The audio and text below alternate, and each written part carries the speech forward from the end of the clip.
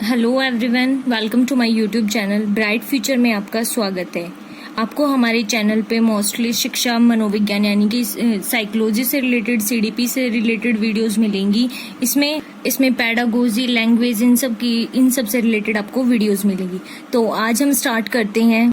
तो जब भी साइकोलॉजी की बात की जाती है तो सबसे पहले ही बात आती है साइकोलॉजी होती क्या है। तो आज सबसे पहले हम पढ़ेंगे साइकोलॉजी के बारे में। साइकोलॉजी होती है, साइकोलॉजी यानी कि मनोविज्ञान। साइकोलॉजी की हिंदी में क्या कहते हैं? मनोविज्ञान। साइकोलॉजी है, ये हमारा इंग्लिश का वर्ड है, इंग्लिश लैंग्वेज से ये वर्ड लिया गया है, जो हमारा ग्रीक भाषा का वर्ड है। साइकोलॉजी ये इंग्लिश में लिखा हुआ है, इंग्लिश का है, ये ग्रीक भाषा से वर्ड लिया गया है। तो जैसे नाम से ही पता चल रहा है, साइकोलॉजी ये दो शब्दों के मेल से मिलकर बना है, साइको और लोगोस से।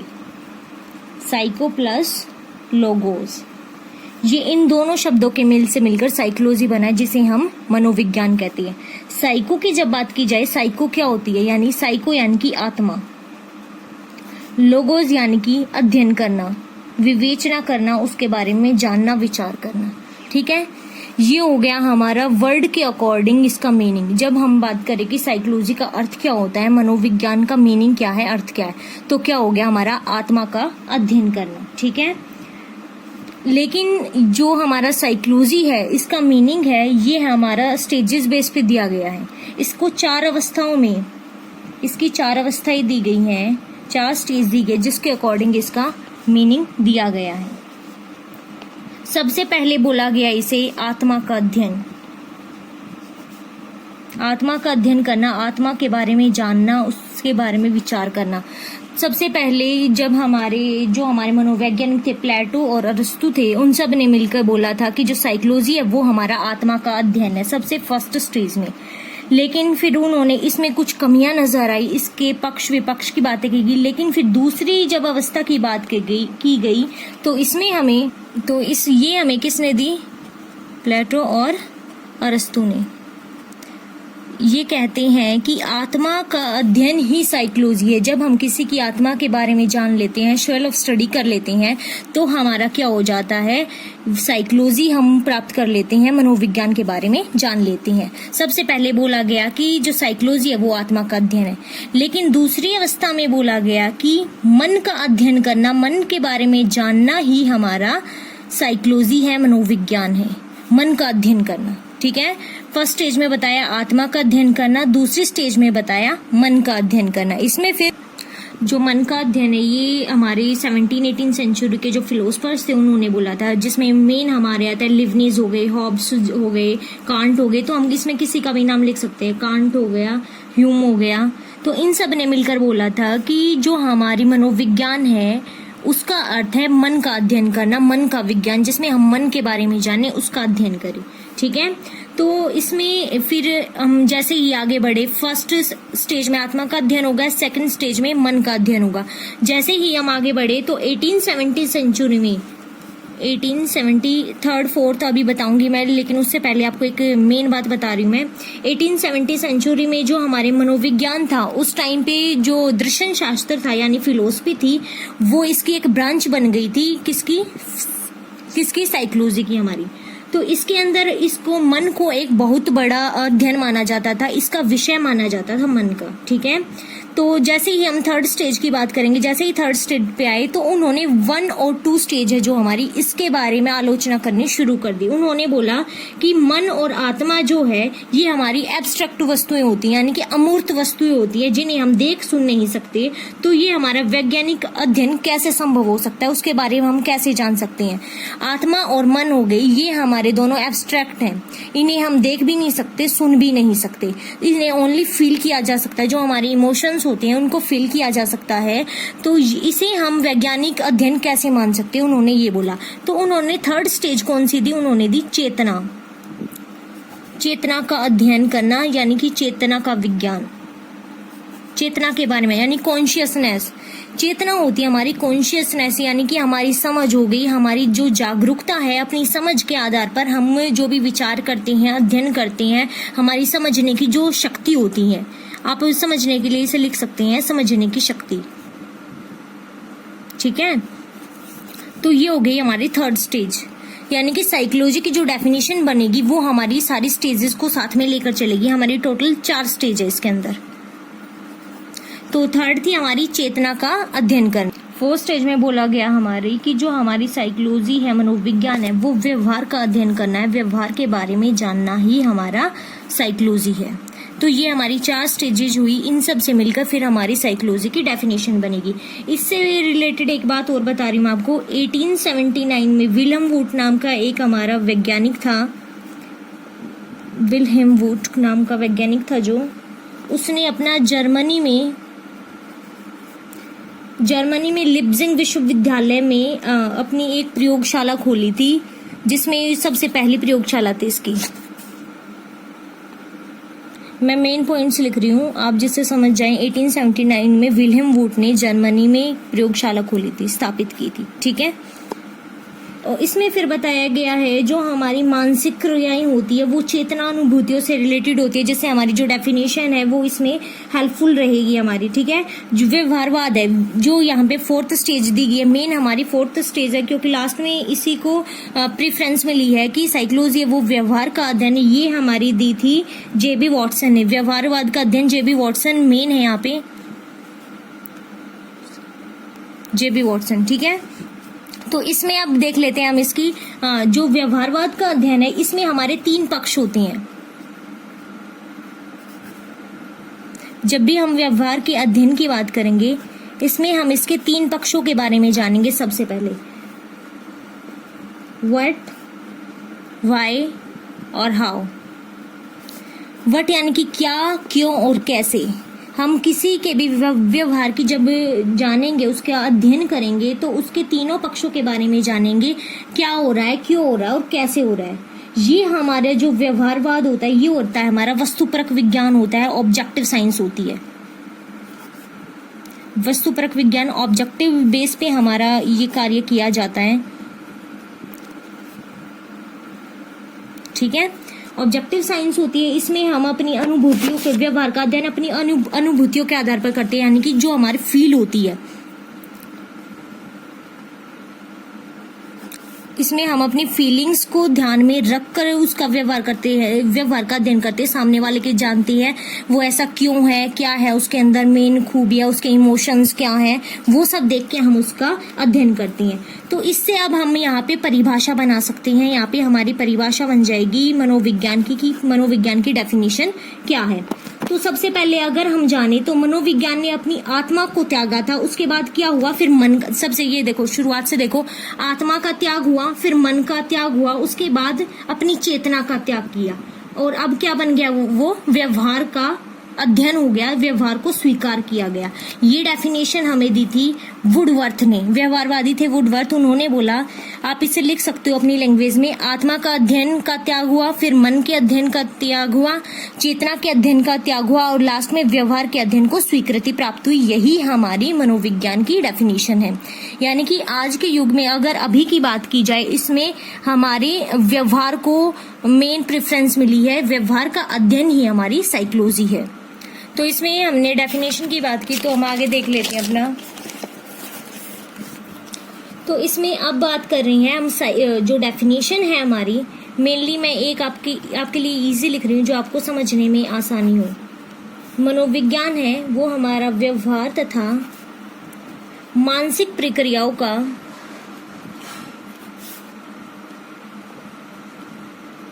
वैज्ञानिक अध्ययन है। ये हमारी जो लास्ट की जो अवस्था है उसको कवर कर गया पूरे को, जिससे आपको अच्छे से समझ आएगा। मैंने अभी आपको समझाया, आपको अच्छे से समझ आएगा, ठीक है।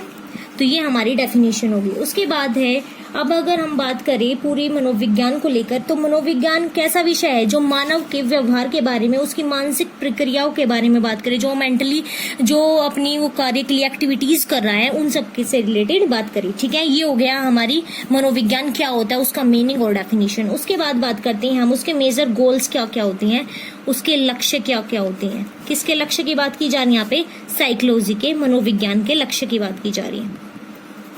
मनोविज्ञान के लक्ष्य, हमारे 3 लक्ष्य होते हैं मनोविज्ञान के।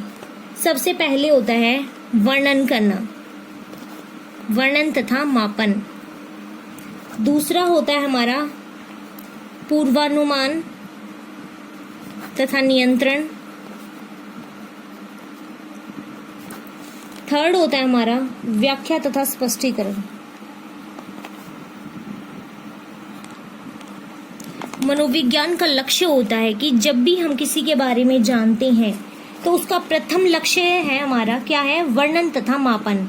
तो जो भी मनुष्य है उसके व्यवहार के द्वारा उसका संज्ञानात्मक प्रक्रिया जो भी कॉग्निटिव है हमारे, उसके ज्ञान से रिलेटेड, जो भी उसके माइंड से रिलेटेड है उसका अध्ययन करना, जो हमारी वस्तुनिष्ठ विश्वसनीय है यानी कि जो ऑब्जेक्टिव है, लेबल है या नहीं है, वैलिड है या नहीं है, ठीक है, उसका पूर्ण रूप से मापन करना। मापन के अंदर आ जाती है हमारी उसकी वैधता, उसकी विश्वसनीयता यानी विश्वास करने लायक है उसकी बातें या नहीं है, वो वैलिड है यानी उसका पूरे का वर्णन करना, उसके बारे में जानना। पूर्वानुमान तथा नियंत्रण, दूसरा लक्ष्य क्या आ जाता है हमारा, पूर्वानुमान तथा नियंत्रण करना। इसके अंदर हो जाता है हमारे जो पहले के व्यवहार, तो इसके अंदर हमारे सामने कोई भी सिचुएशन हो सकती है, हम उसे पहले सोच सकते हैं कि पहले अनुमान लगाया जा सकता है कि उस सिचुएशन को हम कैसे कंट्रोल करेंगे, जो भी सामने वाले का बिहेवियर है उसको सोचकर, उसके बारे में जानकर। फिर लास्ट वाले में आ जाता है हमारा व्याख्या तथा स्पष्टीकरण, जो हमारा अंतिम लक्ष्य है। इसके अंदर हम व्यवहार और मनोवैज्ञानिक प्रक्रिया होती है उन सब की व्याख्या के बारे में जानते हैं, उसके सिद्धांतों के बारे में जानते हैं, जो भी प्रिंसिपल्स है उन सब के बारे में जानते हैं। तो ये हमारे मनोविज्ञान के 3 लक्ष्य हैं, जो तीनों एक दूसरे से जुड़े हुए हैं, एक दूसरे पर पूर्णतः आश्रित हैं, ठीक है। उसके बाद जो हमने मनोविज्ञान साइकोलॉजी के बारे में पढ़ा, इसका स्कोप क्या क्या हो सकता है, इसकी जो हमारी नेचर प्रकृति होती है वो क्या क्या हो सकती है, वो सब आपको पता होगा। अभी क्योंकि आपने इसकी डेफिनेशन के बारे में जाना तो आपको इससे ही आइडिया मिल जाता है, पता लग जाता है क्या होता है। तो जब भी हम इसके क्षेत्र की बात करेंगे तो इसमें क्या आ जाएगा हमारा, चेतन से रिलेटेड, जहाँ पे अभी आपने पढ़ा चेतना का अध्ययन करना, मन का अध्ययन करना, आंतरिक और बाह्य ज्ञानात्मक क्रियाओं का अध्ययन करना, भावात्मक यानी कि जो भी हमारे एब्स्ट्रैक्ट होती हैं, जो भी हमारे सारे डेवलपमेंट होता है, अभी हम आगे पढ़ेंगे साइकोलॉजी के बारे में, ऑलराउंड डेवलपमेंट जब हम बच्चे का करते हैं तो उसमें हमारे जो भी संज्ञानात्मक, भावात्मक, जो ब्लूम ने टैक्सोनॉमी दी थी वो सब इसके अंदर हमारी को स्कोप हो जाएगा, इसका क्षेत्र हो जाएगा जो दिन प्रतिदिन चारों तरफ फैला हुआ है। अगर हम किसी भी फील्ड में जाने की बात करें तो कानून, लीगली हम इसमें बात कर सकते हैं, डॉक्टर से, चिकित्सक से रिलेटेड भी बात की जा सकती है क्योंकि वो भी साइकोलॉजी बेस्ड होती है हमारी, किसी के व्यवहार के अकॉर्डिंग भी बात की जा सकती है। ये सब हमारी क्या होती है, साइकोलॉजी होती है, ठीक है। तो ये सब हो गया हमारा साइकोलॉजी का। अब करेंगे हम जो हमारी साइकोलॉजी के स्कूल्स ऑफ साइकोलॉजी यानी कि मनोविज्ञान के संप्रदाय के बारे में पढ़ेंगे, जो हमारे मेनली 8 टाइप्स की होती है, 8 प्रकार के होती हैं। संप्रदाय यानी कि साइकोलॉजी है वो कहाँ कहाँ यूज की जा रही है, कहाँ कहाँ फैली हुई है, इसका मतलब ये है। यानी कि मनोवैज्ञानिकों का समूह है जो उसका अध्ययन किस किस रूप में किया जा रहा है वो हम इसके द्वारा पढ़ेंगे, यानी कि उसके मेथड के बारे में, उसके बारे में जानेंगे, जो हमारी स्कूल्स ऑफ साइकोलॉजी है, जिसे हिंदी में कहते हैं मनोविज्ञान के संप्रदाय। ओके, तो सबसे पहले जब हम बात करते हैं, फर्स्ट है हमारा संरचनावाद यानी कि स्ट्रक्चरलिज्म। इसके अंदर क्या होता है हमारा, संरचनावाद है जो हमारा, इसके अंदर हमारा क्या होता है, इसके अंदर हम संरचना की बात करते हैं। सबसे पहले जो हमारे विलियम वुड थे, जिन्होंने 1879 में जनवरी में लिप्जिग विश्वविद्यालय में अपनी प्रयोगशाला ओपन की थी, वो इन्हीं से रिलेटेड थे, इन्हीं के प्रवर्तक से संरचनावाद के। उन्होंने इसमें बताया कि जो मनोविज्ञान है वो एक स्वतंत्र विज्ञान है। संरचनावाद यानी कि स्वतंत्र विज्ञान है, जो कुछ भी करने के लिए, सोचने के लिए स्वतंत्र है, अपने अकॉर्डिंग हम इसमें कार्य कर सकते हैं, ठीक है। फिर दूसरा है हमारा प्रकार्यवाद। प्रकार्यवाद यानी कि फंक्शनलिज्म, जो फंक्शन से रिलेटेड हो, फंक्शन यानी कि कार्य। जब हम किसी कार्य की बात करें, ये किसने दिया, हमारा विलियम जेम्स ने। विलियम जेम्स इसके प्रवर्तक थे। इसके विलियम जेम्स ने बोला था कि जो भी मन का अध्ययन और जीव विज्ञान है, इन सब के अध्ययन को अपना के अपने अनुभवों को बारे में बताएगा, उनको विभाजित करेगा, वो हमारा क्या हो जाएगा, प्रकार्यवाद हो जाएगा, फंक्शनलिज्म हो जाएगा। ठीक है, इसमें जॉन डीवी भी आते हैं, ये सब आते हैं। हमारे प्रकार्यवाद है जो हमारा फंक्शन यानी कार्य से रिलेटेड है, हमारे अनुभव के तत्वों के रूप में विभाजित उन्हें नहीं किया जा सकता, हमारे मन के अध्ययन और जीव विज्ञान के अकॉर्डिंग इसे अपनाया जा सकता है। ठीक है, तो दूसरे में हमने प्रकार्यवाद में हमने ये जाना। उसके बाद थर्ड है हमारा व्यवहारवाद। व्यवहारवाद का मैंने आपको बताया भी था, जे बी वॉटसन है इसके प्रवर्तक हैं, अभी हमने पीछे भी पढ़ा था। इसके अंदर हम व्यवहार के बारे में जानते हैं, किसी के भी बिहेवियरिज्म होता है ये हमारा। इसमें क्या होता है, व्यवहारवादी होते हैं जो वो केवल महसूस करने योग्य होते हैं, यानी कि जो वो ऑब्जर्व कर सकते हैं, किसी का निरीक्षण कर सकते हैं, उनके मापने योग्य व्यवहार का अपना केंद्र बिंदु होता है। यानी कि क्या जाना हमने इसमें हम महसूस करते हैं, फील करते हैं, ऑब्जर्व करते हैं कि सामने वाले के बिहेव में क्या चेंजेस आ रहे हैं, क्या सीख रहा है। जब भी हम कुछ नया सीखते हैं तो हमारे बिहेवियर में चेंजेस आती हैं, वहीं से हमारा व्यवहारवाद का पता लगता है कि उसमें चेंज हो रहा है। जो व्यवहारवादी थे इन्होंने जो हेरिडिटी होती है हमारी, उसको भी नकार दिया था कि जो भी बच्चे के मतलब अभी बताया मैंने आपको, जब भी हम सीखते हैं तो हमारे बिहेवियर में चेंज आती हैं। तो जब भी हम सीखेंगे वो हमारी हेरिडिटी और इन्वायरमेंट दो चीजों पर निर्भर करता है। लेकिन जो व्यवहारवाद है वो कहता है कि हमारी हेरिडिटी इस पर कोई कार्य नहीं करती, हमारा इन्वायरमेंट ही बच्चे को चेंज करता है, तो वही हमारा व्यवहारवाद होता है। ये हेरिडिटी यानी कि आनुवंशिकता को नकारते हैं, उसके बारे में मना करते हैं, ये सिर्फ इन्वायरमेंट पर फोकस करते हैं। ओके, उसके बाद है हमारा फोर्थ गेस्टॉल्टवादी यानी कि समग्रवाद। नाम से ही पता चल रहा है, समग्र यानी कि पूर्ण रूप से। ठीक है, जिसे बोलते हैं गेस्टॉल्टिज्म। इसमें क्या होता है, ये हमारा गेस्टॉल्ट वर्ड है, ये जर्मनी भाषा का शब्द है। इसका मीनिंग होता है संपूर्णता, यानी कि कोई भी कार्य व्यवस्थित रूप से करना, संपूर्ण पूर्ण रूप से करना, समग्र यानी कि पूर्ण रूप से। तो इसमें जब आगे हम पढ़ेंगे तो इसमें हमारी थ्योरीज दी गई है। इनसाइट थ्योरी हो गई हमारी, कोहलर ने दी थी, इसमें कोहलर मेन है, कॉफका, कोहलर, ठीक है, लेविन, इन सब के बारे में हम आगे पढ़ेंगे। जो हमारे गेस्टॉल्टवादी थे, ये हमारे गेस्टॉल्टवादी मनोवैज्ञानिक थे। ठीक है, तो गेस्टॉल्ट का संपूर्णता से, यानी कि इसके अंदर क्या होता है कि जो सामने वाला होता है, जो भी इन्होंने अपने इन्होंने एक चिंपैंजी पर रिसर्च की थी, यानी कि ज्यादातर जीव जंतुओं पर रिसर्च करे थे, जिसमें उनकी समझ के अकॉर्डिंग होता है। जब भी हम कोई कार्य बार बार करते हैं तो हमारे अंदर मतलब पहले फर्स्ट टाइम हमने 10 बार गलती की उस कार्य को करते हुए, लेकिन सेकंड टाइम उसी कार्य को हमने 6 गलतियों में पूरा कर लिया। एक टाइम ऐसा भी आएगा जब हम कोई भी गलती नहीं करेंगे और उस कार्य को पहली बार में ही पूरा कर लेंगे। ठीक है, तो यहाँ पे ये बात है, इनसाइट थ्योरी के अंदर बताया गया था। जो हम आगे पढ़ेंगे आपको वहां तक अच्छे से समझ आएगा कि अपनी समझ बूझ से हम किस प्रकार, इसमें मेन होता है सूझबूझ से कार्य करना, अपनी जो हमारे पास नॉलेज है उसका यूज करना, जो हमारे पास वहां पे मटेरियल प्रोवाइड है उसका यूज करके संपूर्ण रूप से, इसलिए यहाँ पे समग्रवाद है, संपूर्ण रूप से उसका प्रयोग करके उसके बारे में जानना। ठीक है, तो ये हो गया हमारा। उसके बाद है फिफ्थ नंबर है हमारा मनोविश्लेषणवाद यानी कि साइको एनालिसिस। इसके अंदर हमारा क्या होता है, इसमें हम बुद्धि से रिलेटेड, मानसिक क्रियाओं से रिलेटेड बात करते हैं, जिसमें जब भी कहीं भी बुद्धि की बात आती है तो सिगमंड फ्रायड सबसे पहले आते हैं। ठीक है, बुद्धि की जब भी बात की जाएगी सिगमंड फ्रायड सबसे पहले आएंगे। तो इसमें हमारे अचेतन मानसिक क्रियाओं का अध्ययन किया जाता है। जो हमारा कॉन्शियस माइंड होता है, अनकॉन्शियस माइंड होता है, उसका किस प्रकार प्रोसेस होती है।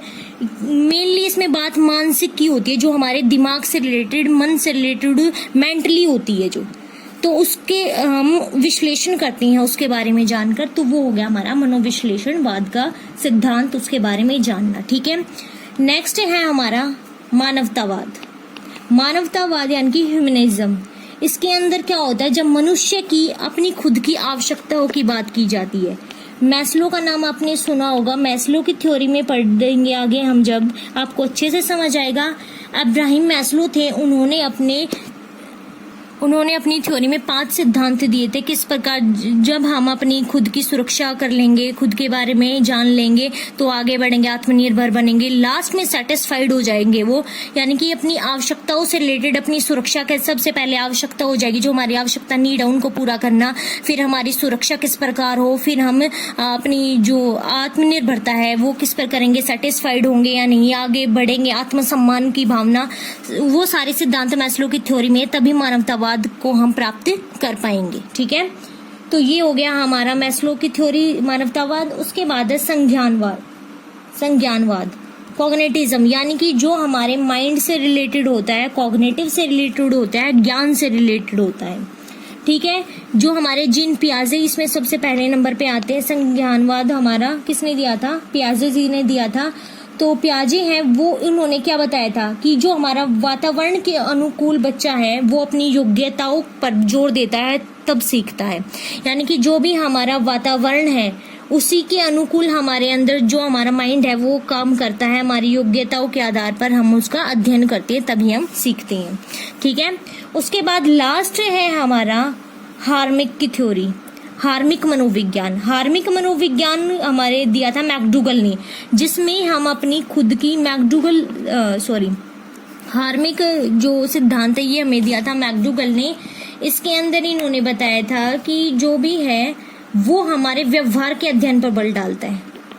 किस पर बल डालता है, व्यवहार के अध्ययन पर। हमारी जो मूल प्रवृत्तियां, मैकडूगल ने 14 मूल प्रवृत्तियां दी थी हमें, जिसमें हमारे व्यवहार से रिलेटेड होगी, हमारे मन से रिलेटेड होगी, जिसमें हमारी पूरी मनोविज्ञान के बारे में बताया था, जीव जंतुओं के बारे में बताया था, धनात्मक विज्ञान, पॉजिटिव नेगेटिव दोनों के बारे में बताया था इसमें। ठीक है, तो हार्मिक ने मैकडूगल की 14 मूल प्रवृत्ति दी थी जो व्यवहार पर बल देती है। तो इसी के साथ हमारा जो साइकोलॉजी का चैप्टर है ये कंप्लीट होता है। फर्स्ट चैप्टर हमने साइकोलॉजी का आज किया है। इसमें हमने क्या क्या जाना है कि साइकोलॉजी सबसे पहले मनोविज्ञान क्या होता है, उसका मीनिंग, उसकी डेफिनेशन, और जो हमारे मनोवैज्ञानिक थे उनके बारे में जाना बीच में फिर हमने उसके लक्ष्य यानी कि गोल के बारे में जाना, फिर स्कूल ऑफ साइकोलॉजी के बारे में जाना, साथ में हमने बीच में मनोविज्ञान के स्कोप भी किए थे कि कहाँ कहाँ मनोविज्ञान की फील्ड फैली हुई है, कहाँ कहाँ कार्य हो रहा है। ठीक है, तो आज की क्लास में हम इतना ही करेंगे। नेक्स्ट क्लास में हम नेक्स्ट चैप्टर करेंगे साइकोलॉजी से रिलेटेड। अगर आपको हमारी वीडियो अच्छी लगी तो लाइक ज़रूर करें, हमारे चैनल को सब्सक्राइब करें। Okay, thank you.